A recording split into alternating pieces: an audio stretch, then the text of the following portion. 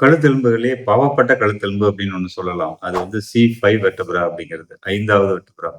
அதுவும் சரி, அதுக்கடுத்து கீழ இருக்கக்கூடிய C6 வெர்டெப்ரா 2மே ரொம்ப பாவப்பட்ட வெர்டெப்ராக்கள். ஏன் அப்படின்னா, அதிகப்படியான இன்ஜுரீஸ், ஃப்ராக்சர் ஆகட்டும், டிஸ்லோகேஷன்ஸ் ஆகட்டும், அதேபோல டிஸ்க் ப்ராப்ளம் ஆகட்டும், எல்லாம் C5, C6 தான் பல தடவைகள்ல பல பேருக்கு இன்ஜுரி ஆகும். அதனால இதுலயே பாவப்பட்ட வெர்டெப்ரா C5 வெர்டெப்ரா தான். ஸோ இந்த வெர்டெப்ரால இருந்து வரக்கூடிய வெளிவந்து வரக்கூடிய நரம்பு தான் C5 அந்த நரம்பு.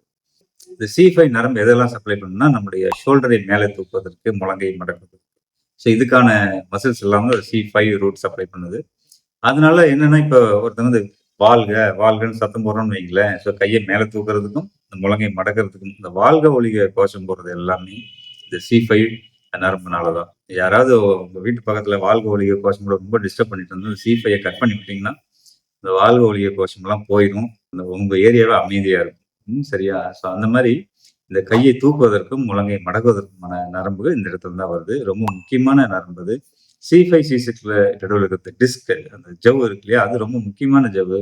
அது சில சமயங்கள்ல டிஸ்க் ப்ரொலாப்ஸ் ஆச்சுனாலும், இந்த நரம்பை அழுத்தி இந்த கை மேல தூக்குவதையும் பாதிச்சிரும். கை முழங்கை மடக்குவதையும் பாதிச்சிரும். இந்த ஏரியா பூரா மரத்துக்கு மாரி இருக்கும். ஸோ C5 வெர்டெப்ரா கழுத்தில் மிக முக்கியமான ஒரு எலும்பு.